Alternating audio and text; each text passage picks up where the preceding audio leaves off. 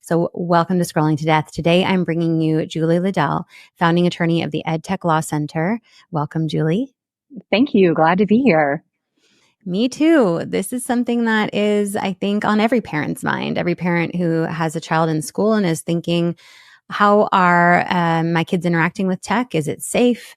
And I have had concern about my own child's use of technology. And we'll get into that little story before we get into questions that I've received from parents. But first, I want to know how you got into this work helping parents through this challenge.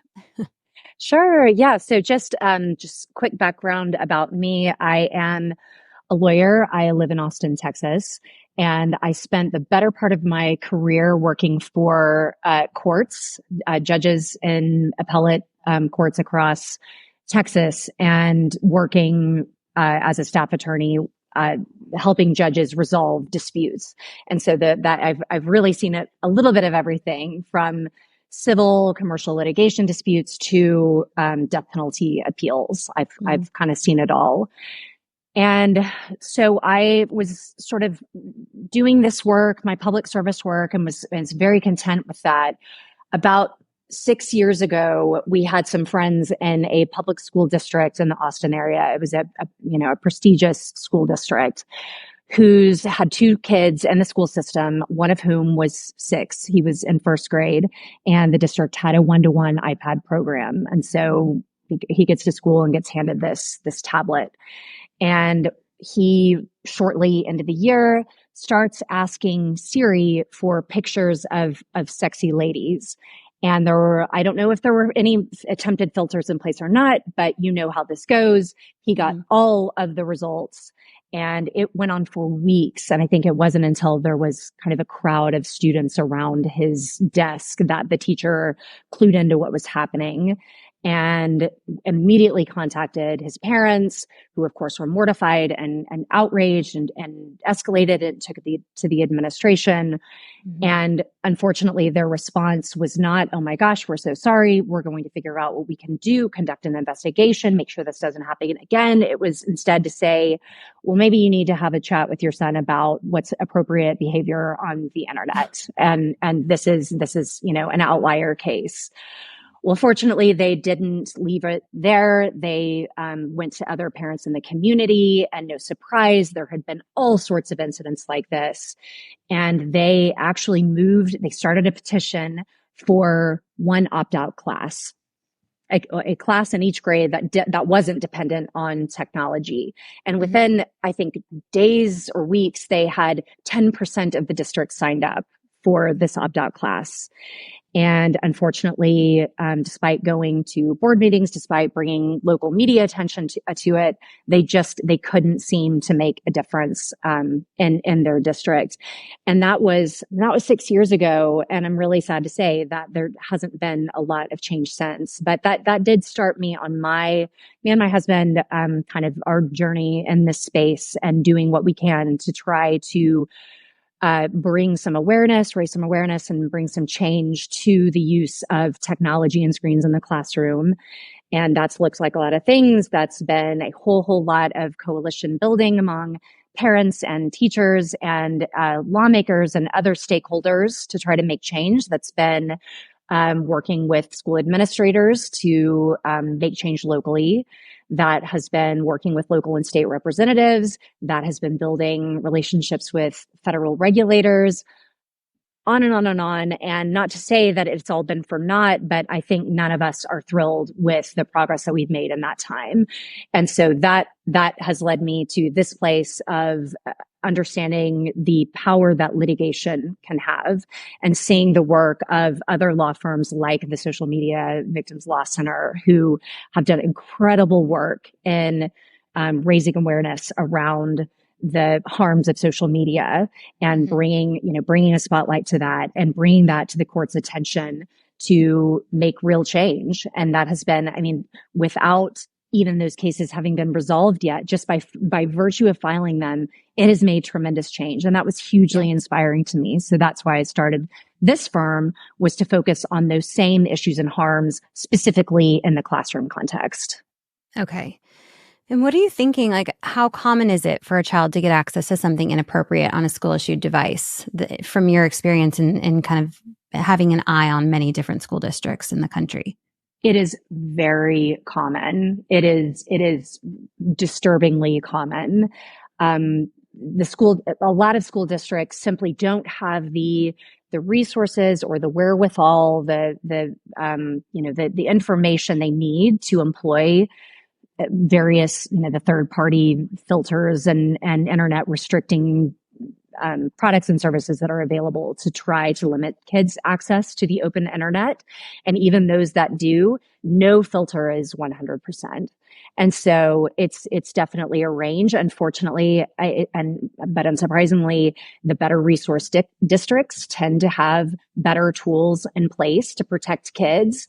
But unfortunately, as is too often the case, it is the most vulnerable kids who are being harmed disproportionately. And it's happening in school districts of all shapes and sizes across the country every single day. And I think parents, there's some shame, I think, and guilt that parents feel around that when it happens, as though it's their fault or their child's fault. And it's so wrong. And it's such an unfair story. It's a narrative that I think has been spun by tech companies and to some extent by school administrators. And that couldn't be further from the truth, that they are very much victims of these dangerous products. The fault lies not with them, but with those who are in charge of these products. Okay. So let me give listeners who may already know, but let me give a little background on what happened at my school in the past week. So on Friday, today's Thursday, on Friday of last week, a student was playing Geometry Dash Light, which is a game, a math game. And he was served a pop-up ad featuring a fully naked woman. And the ad was for a virtual AI girlfriend.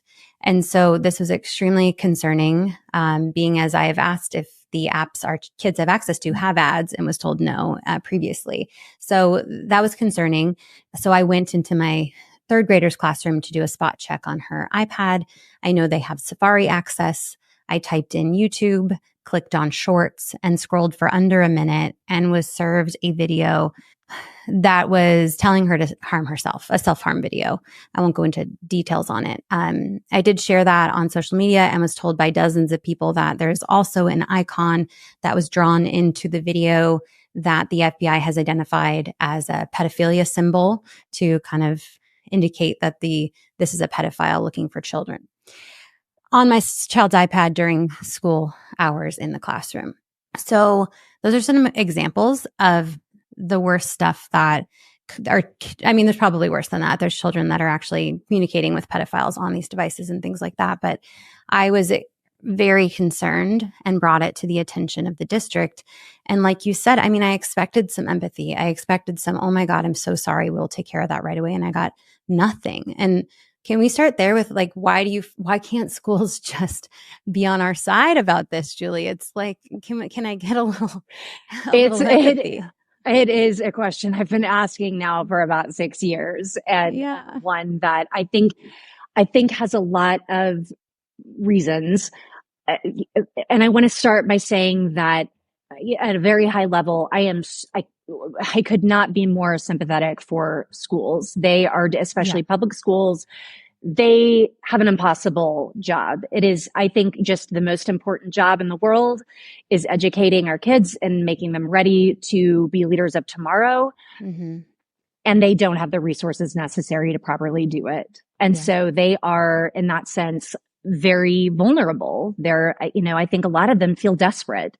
And you get these companies that come in with very big promises and flashy marketing campaigns and big, claims of, we hear you, we see you, and we have these things that will help, and we can give them to you for something that you can afford, or if you can't afford, we'll figure out a way to work with you to make these products available. And it does seem kind of this too good to be true solution to these problems that school districts are having. Mm-hmm. And so I think they kind of sign on the dotted line, and there's a little bit of confirmation bias that's happening there, where it's, we made this decision, we've kind of put our lot in with these companies, and we aren't particularly eager to hear that it's maybe not all it's cracked up to be, or that maybe we made a mistake in implementing these various products and services into our classroom, into our curriculum.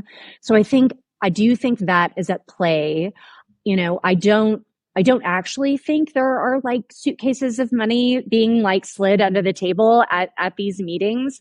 I think it's much more innocuous, and at least it starts very well intended with, these products are marketed not just as nice to haves or giving you a leg up. They're marketed as essential. If you don't have these, your kids are going to be left behind. They're not going to be ready for the future. They aren't going to learn the 21st century skills they need to succeed, to be competitive, as adults. And so there's a lot of fear that drives it. But I will say I have been continually surprised and disappointed when administration either learns directly or through parents that kids are being harmed by these products, that there isn't more sympathy there, that there isn't more, oh my gosh, we thought this was one thing. It turns out it was something else. Let's work together to figure out how to make it right, and to figure out, let's reevaluate our approach to technology in the first place. It's not too late to do that. We can rethink how we're implementing technology in school. But unfortunately, so far, I just haven't seen any administrators, any school districts who have really been willing to lead the way on that front. Okay. And, I was especially disappointed because I do this work, so I'm very familiar with online harms. And so I've been trying to work with the district and bring them resources for about a year, and specifically asking them to remove YouTube from at least the younger grades' iPads. And this was where I saw the video. And so that was a really hard thing for me to process. And so I have decided now that I do not find the school issued devices to be safe for my children, and I don't want my kids to use them anymore. And so I requested opt-out paperwork or options. I was met with resistance in that and told that does not exist, and they need to take several weeks to come up with alternative plans. And to that I said, that's not good enough. I don't feel that my children are safe on them, and I'm not willing to let them use these devices any longer. And so, and that's when we got in contact, because I am not this is all new to me. I don't love conflict. This is not a fun situation to be in. I just want my kids to be safe. And I just want to be able to dictate how they're introduced to devices and when, and be able to keep them safe. So I shared this situation with Instagram mainly, and a lot of parents. I mean, there's a few 100,000 views on these videos. So many parents saying that they feel the same way and that they don't know how to handle this. And so I thought it was important to get their questions regarding what are our parental rights related to these school issued devices, and then ask you and help parents navigate this very difficult and confusing situation that we find ourselves in. That's wonderful. Yep. Okay, so let's get into the questions. And we received a lot. So we consolidated them a bit, and I'll go ahead and ask them and then have you respond. We'll get through as many as we can. So generally, first question, what are families' rights around tech in the classroom? I think number one, it's a right to be informed. And that starts with a comprehensive set list of what digital services and products will my child have access to this year. Mm-hmm. I have not met a parent or a district that has provided that information to parents ever, even on request. That should be disclosed straight out of the gate, mm-hmm. Not least because parents' consent is required. It is required before districts let these children use these devices. Mm-hmm.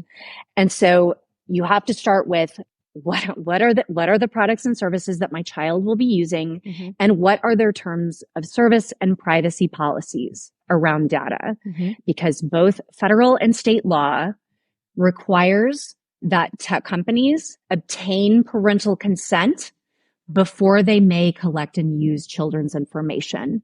And there is not an internet connected product or service today that doesn't collect user information in order to function.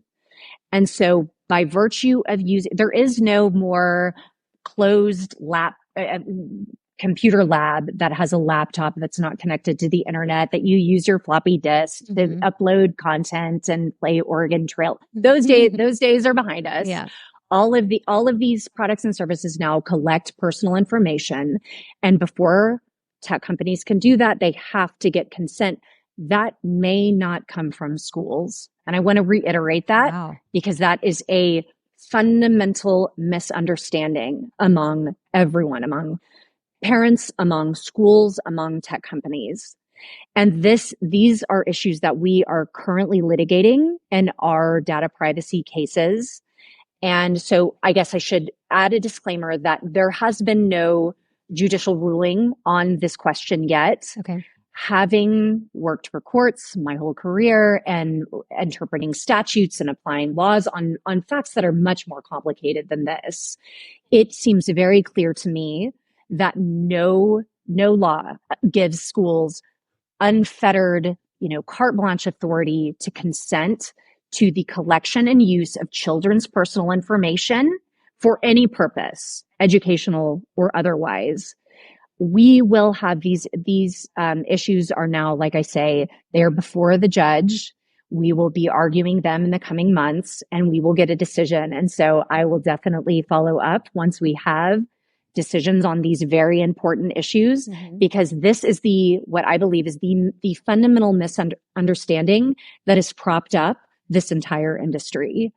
And school administrators need to be aware that they could be implicated if they are facilitating children's access to this information and the taking and use of their personal information by tech companies without effective consent from parents. And that means that it's, number one, informed, that they know exactly what these products are, what their data practices are, which means what information are you taking? How are you using it? Who has access to it? Right. Where do you store it? And do I have a right? Can I access it? Can I review it? Can I correct it? Can I revoke my consent? And the other piece is it has to be voluntary. That means it cannot be part of essentially a click-wrap agreement at the beginning of the year in your enrollment forms. That is not voluntary. If you have to agree to letting these private companies taking your children's personal information in order to enroll in school, that is not voluntary. That is not effective consent. So I would say that is the number one thing. If parents take nothing else away, it's understand that you have a right to be informed and you have a right to consent, and more importantly, a right to say no to your children using these products. Julie, there it is. That is so important. And I think I was the first one ever in the whole district to ask our tech guy, hey, well, I gathered the apps my child would be using from the principal, from the teachers, took them to the tech guy. What data is being collected on my children? It took a while, got that data, follow-up question, which data is being shared and which apps are sharing with what third parties. And that information has not been provided. And I think they don't know. They don't know. They don't know. And if you approach the tech companies, to the extent that they respond, they will refer you to the schools, and schools don't know. Okay. I'm going to clip this and I want parents to just send it to their school, this question and answer, because I think, we can start with, okay, ask these questions or ask your school to proactively provide this, but it's more than that. I mean, the system is broken there. And, okay. It is. Yeah. Okay. Thank you, Julie. All right. Next question. What about enrollment forms and, quote, contracts around tech? Do I have to sign them and are they binding?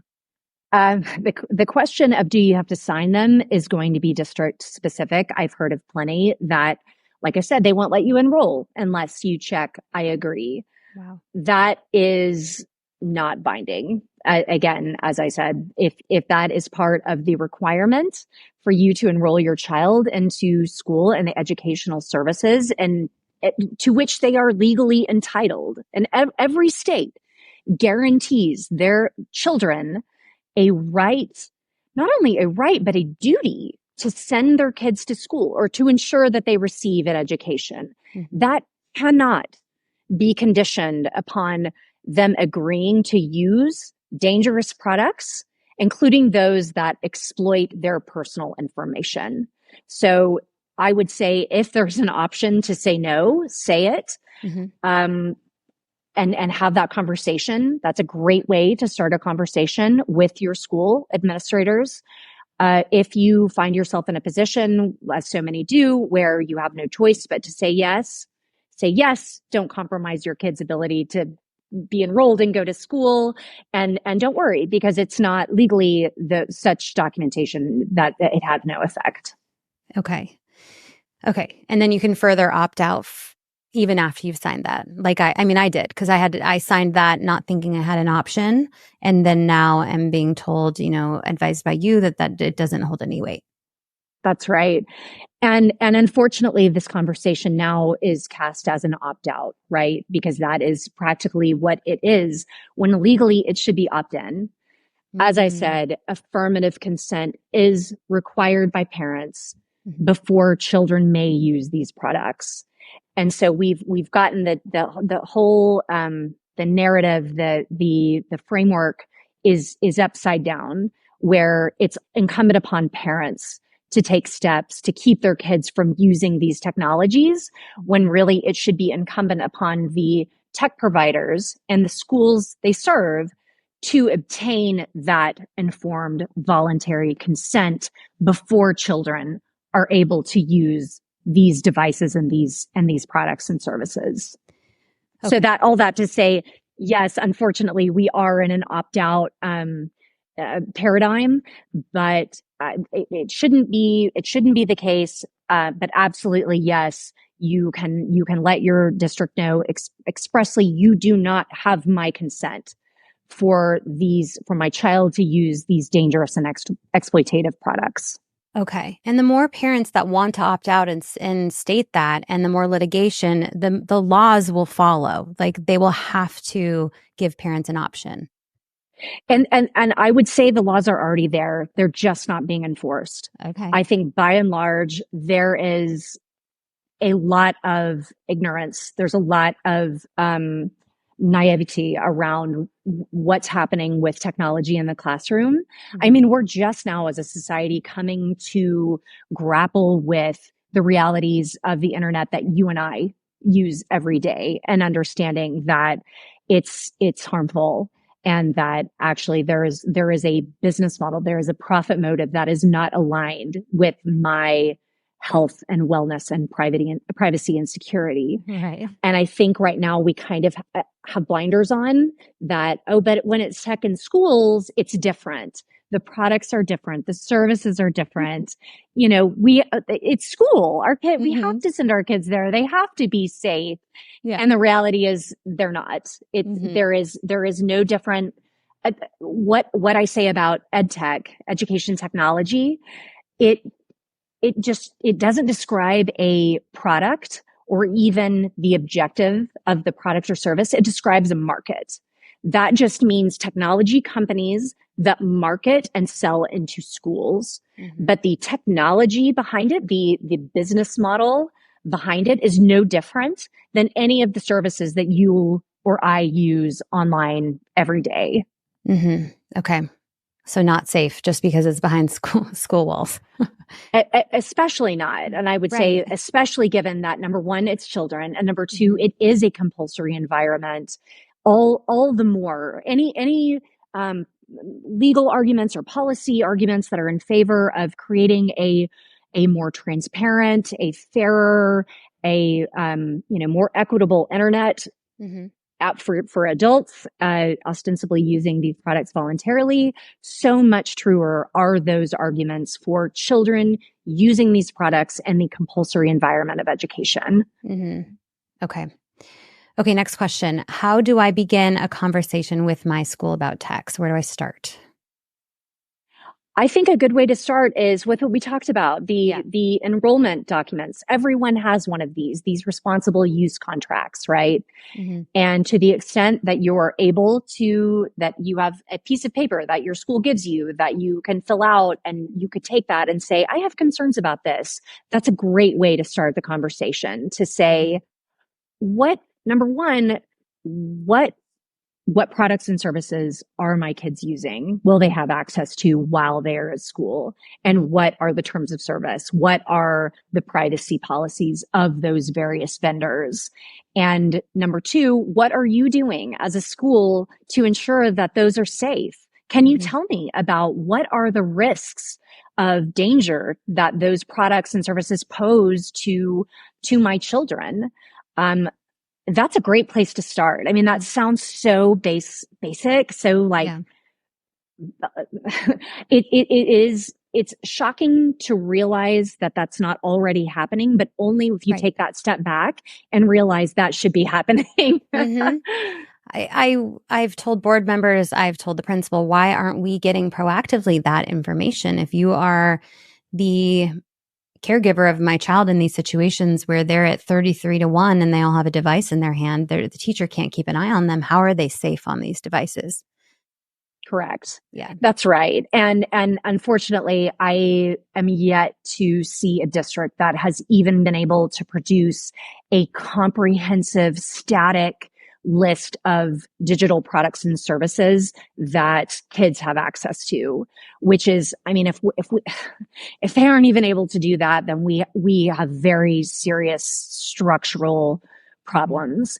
I think I read a statistic that the average school district, and it's hard to believe this could be true, but the average school district uses something like 2,500 digital products and services. There is no way that they have tabs on all of those products to know what kids have access to, what they're accessing when they're on that platform, those platforms, what information is being taken from them on those platforms and how it's being used. It is impossible, not least of which because these companies go out of their way to ensure that that's all a black box. And are our kids learning anything from these gamified apps, Julie?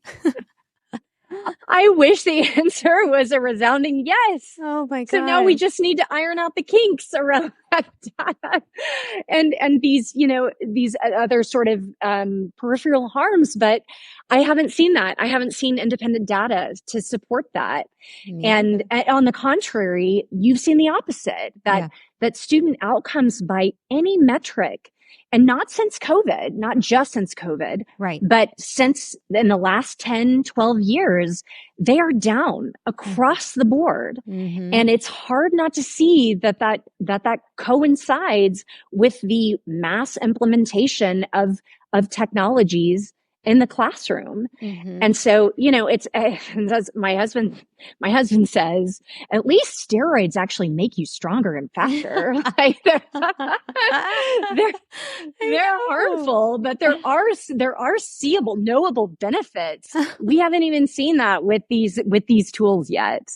It's so ridiculous that we got here. Crazy to me. Yes. Okay. How can I know what personal info has been taken from my child? So you ask, right? You ask, and then they probably don't know. Right. Correct. Yeah. That's unfortunately, we have not had a lot of success on that front. Okay. In the years that we've been trying to get that information, absolutely go ahead, ask your school. You can send a request under FERPA. That's the federal law that allows you access to your kids' personal information and their education records. Unfortunately, our experience has been that if schools respond, it's very piecemeal and I think the bottom line is they simply don't have access to that information and they can't provide it.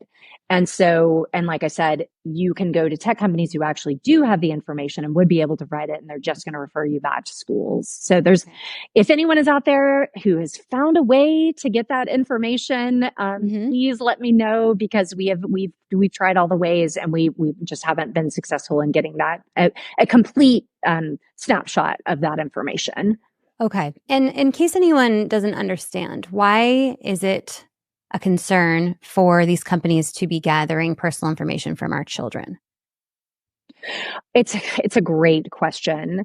And there are so many reasons.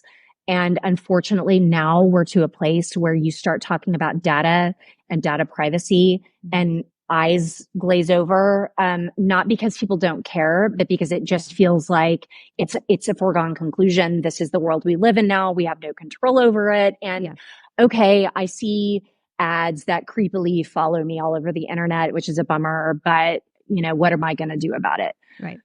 The harms are so much worse than that. And to be clear, not to diminish that in and of itself, especially when you're talking about kids, is a huge problem. Behavioral advertising is a very real problem. The AAP, the American Academy of Pediatrics, has come out repeatedly talking about the detrimental effects of that.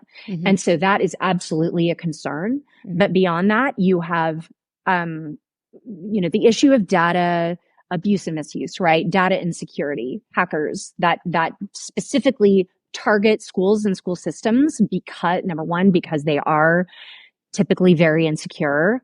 And number two, it's such valuable data. There is no more valuable data than student data. That is the holy grail of data in the data economy.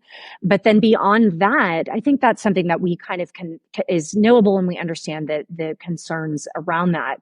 But beyond that are much more, they're complicated and a little bit esoteric, but they're, I would say, the most consequential harms that we all need to know about. So if you can just bear with me for a minute as I talk about algorithmic profiling. Okay. But the idea is that these companies collect all of the data that they can about kids, ranging from their demographic information, personal information, financial information, family history, on and on and on. It's the sky's the limit on what they collect.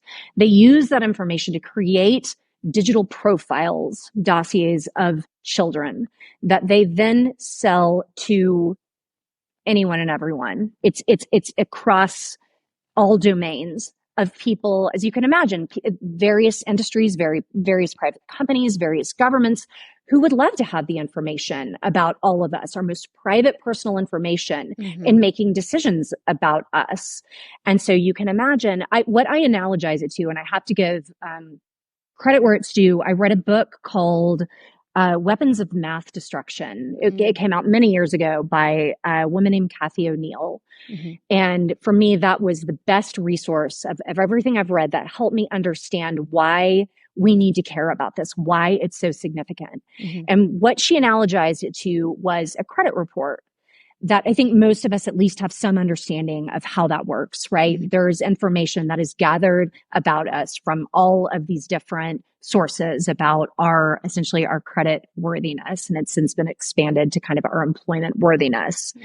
And it's a very consequential report that has now, there is a robust regulatory framework that governs those reports, that requires that any credit agency or anyone who's making decisions based on this information is required to disclose what information is used to build those reports. You are required to be notified if that information is used in any way that's adversarial to you. You are enabled to contest any information that you believe is incorrect, because so consequential are these reports and whether you get a loan or whether you even get a job. Right. That is what is happening everywhere now. This information is being used and sold to colleges, to employers, to banks, to lenders, even to law enforcement.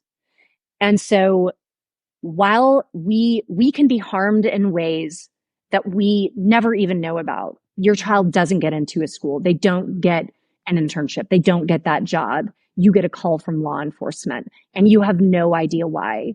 And it's because they have gotten this information about your child, you or your child, that may not even be correct. But they are now making these decisions that have very real effects on your child's life now and in the future. And so it's as though it's like the credit reporting system, except not only do you not have access to those reports and an understanding of what information is used in them and how they are used and who has access to them, you don't even know that system exists. And that is what's happening with all of our information across all domains right now. And that is more, I would argue more than anything else is the reason that we need to care about what information these companies are collecting and how they're using it. Is this data making it to the social media companies? In short, I think we have to assume that data is being shared broadly across these tech companies. You have data brokers that, of course, are in the business of collecting this information and making it available. You have above data brokers, the companies that are called identity resolution companies. And these are companies that they're sort of the mother of all data brokers. They take all of this information that's collected from an ed tech platform, from social media, from, when you sign up for a loan or when you apply for a job, and they take all of this information and they put it into one comprehensive profile that is you. And they sell those to anyone and everyone. There's no reason to think that social media doesn't have access. They sit on both sides of the transaction, right? They both provide this information to these companies, as do so many of these ed tech companies. They both provide data that fuels these profiles, and then they receive them and use them and make them available to other people for various commercial purposes. Okay. I just know how influenced children are by social media and the advertisements that they receive and the algorithms, that giving them a dossier on all the information that's been collected on them since kindergarten just allows those companies to manipulate them even further. And that is concerning to me, in addition to all the things that you mentioned already. Well, that's exactly right. And I think it's important to understand that it's a vicious cycle, that they use this information to manipulate kids, to keep them using, to keep them scrolling, to keep them clicking, to keep them addicted, which in turn allows them to gather more information about kids, which then it is an absolutely vicious and very profitable cycle for these companies. Okay. So let's move on with the questions. Okay. Can I opt out of using some tech or all tech? Are schools required to accommodate that request? So this kind of gets back to the idea of, number one, it should be opt in and not opt out. Yeah, right. Okay. But yes, absolutely. At minimum, you do have a right to say no, to say, I do not provide my consent to my child using these dangerous and exploitative products. And the school cannot make your child use those products in order to receive an education. Okay. Full stop. Like I want to just really let that, just parents hear that, know that your children do not have to use these products. You have a legal right and duty to send your kids to school. And as part of that, you cannot be forced to agree to your kids using these products and services. Now, the question of whether your school has a duty to accommodate is a little bit more of a nuanced and fact-specific question, because it depends on the product or service, right? It depends on how integral it is to the curriculum. If, for example, this is something that's kind of optional use, you can do it during your free time, during advisory. You can hop on this app and play these games to learn. Does the school have an obligation to provide you a non-digital alternative to that? Probably not. Right. If it is something that is essential, core to the curriculum, if you, for example, are not going to be able to learn math unless you use these products, and meet the standards that they need to meet, the education standards that they meet, then absolutely the school must figure out a way for your child to do that doesn't require exposure to these exploitative, harmful products. Okay. So that includes state testing, which a lot of that is online for most states. That's right. And that is a whole morass. That is a very different question that, as with so many of these, that hasn't been litigated yet. And so again, to reiterate, these are my legal opinions about just generally about what the law says and what can be required under my reading of the law. And I have not been able to find an interpretation of these various laws that apply that would say they actually don't apply in this instance because this is standardized testing and the district or the school board or the state, whomever, the decision maker has decided that this has to happen online. Okay. I would love the chance to bring that question before a judge and say, Judge, this is the conundrum right now that parents and administrators are facing across the country. Yes. What are we going to do about it? Okay, right. Okay, so when we're talking about a full opt-out, and I've asked my daughter this because she's been involved in these conversations, and I asked her, how will you feel if you're the only one in class that does not get to use an iPad? And she's like, I don't care. I know it's not good for me. And she's my daughter, so she knows the problems. But what do you have to share about the stigma of that and the child's experience of being the only one?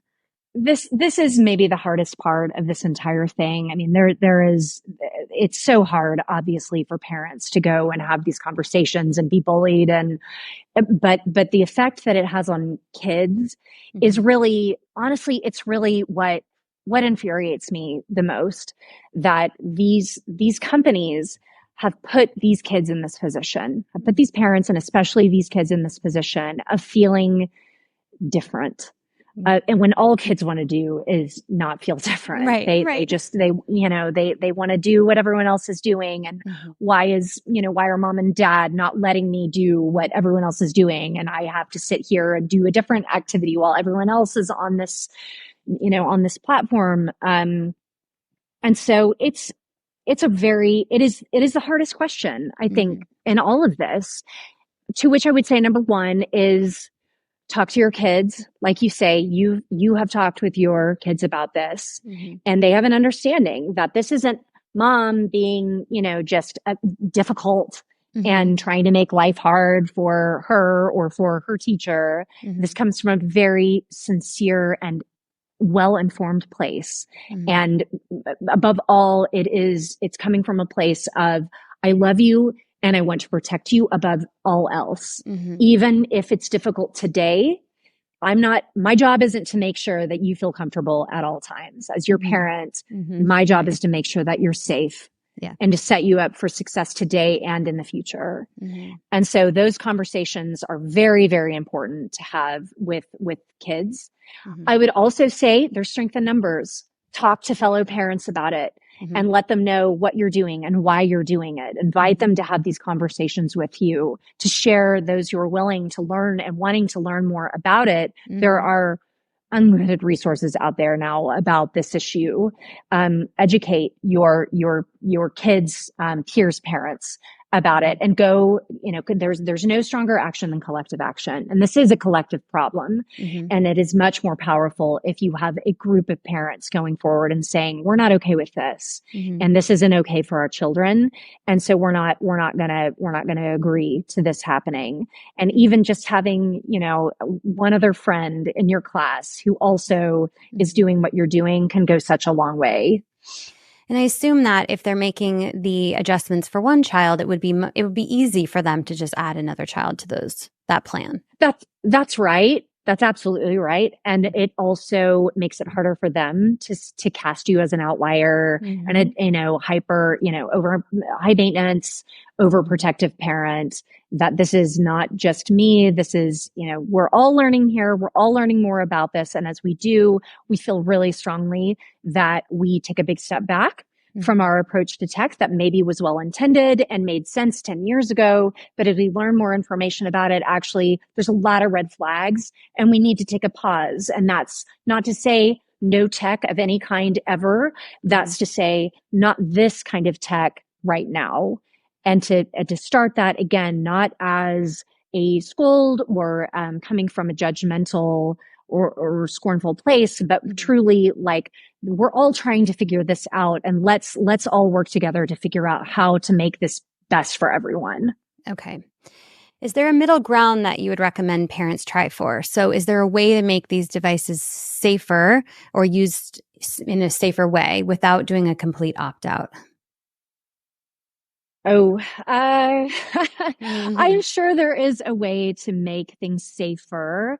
This is, as I said, I think certain districts, especially districts that are well resourced, have been able to invest in various tools that allow for filtering and, internet restriction, so that it's not truly just your child gets a device that is an unrestricted portal to the World Wide Web. Yeah. And those certainly help.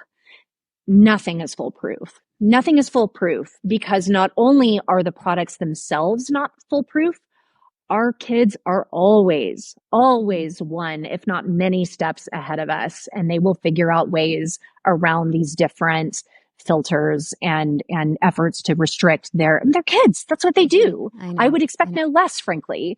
They should be curious. They should be pushing boundaries. That's okay. Yeah. But the problem is that it is very, very, it's a dangerous world. It is a wild west on the internet.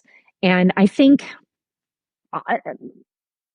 honestly, I think rather than shifting the burden to school districts to try to cobble together some patchwork of solutions to try to rein in kids' access to the internet, it really should be incumbent upon the makers of these technologies themselves to do that work, to make sure that if they are going to sell and market products into schools, especially elementary schools, especially where they know that very young users are going to be using them, they need to come out of the box safe. Like hard stop. Like that is, I'm taking the position, and actually I'm about to file a case next week that's going to be arguing that very thing, that this should not be, it shouldn't be the burden of administrators or teachers or parents or kids themselves. These companies that are selling these products into school and internalizing and realizing all of the profit that they get from that, they have a commensurate duty to make sure that those products are safe. And that can't require externalizing that burden or those costs to anybody else, any other third party. And especially not, again, with the disproportionate effects of then you wind up with the already, the least resourced, the most vulnerable districts and their children being harmed the most. And that is unacceptable. So we will, as with all of this, I'm just eager to get these questions before a judge and say, Your Honor, these children are being hurt. That is not disputed. And the question is, whose responsibility is it?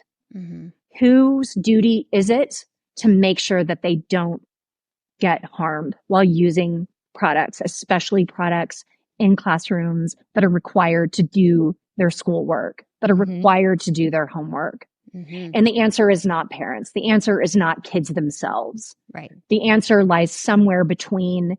It is school districts to an extent, but I think that the real responsibility lies with the company that makes the products and sells them into schools. Is any company working on school-safe devices? Because with smartphones, for example, we now have access to products like Bark and Gab that are smartphones that were built safe from the ground up. They're talk and text only, and then you have to add on things as parents decide what our kids are ready for. So is anything like that being produced for schools? Unfortunately, I have not heard of any such thing. And I think a big reason for that is they can't compete. They're up against the most valuable, most well-resourced companies on the planet. And they cannot compete with companies who can sell their devices for cheap or free to these schools because they are subsidized by an illegal business model, because they are subsidized by the illegal taking and use of children's data. And until we get a judge to say, you cannot do that, you cannot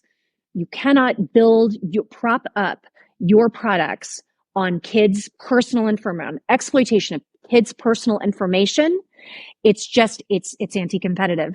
That it's too hard for other companies to and I know they're out there. I know that there are other companies who would love to actually build products that are good for kids, that are built not for data collection with the corollary like education benefits, but that are actually built and optimized to help kids, to support their health, wellness, and learning.